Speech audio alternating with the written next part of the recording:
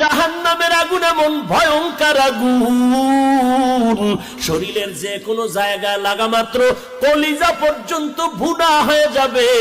মদিনার নবী বলতেছেন 500 বছর দূর, ওই 500 বছর দূরের থেকে জাহান্নামের আগুনের গরমটা আসিয়া জাহান্নামীর শরীরের মধ্যে যখন লাগবে, জাহান্নামের আগুনের গরমে শরীরের চামড়াগুলো খসে খসে পড়ে যাবে। ওরে নবীর উম্মতের দল, চোখ দুইটা বন্ধ করে 1 মিনিট চিন্তা কর।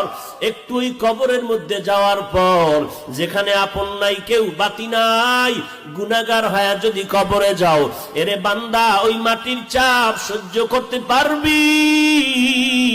ওই কবরের মধ্যে জাহান্নামের আগুন সহ্য করতে পারবা নি রে বাবা? আল্লাহর কাছে ক্ষমা চাও, ও আল্লাহ আমার মতো দুর্বল আর কেউ নাই, একটা বেতের বাড়ি সহ্য করতে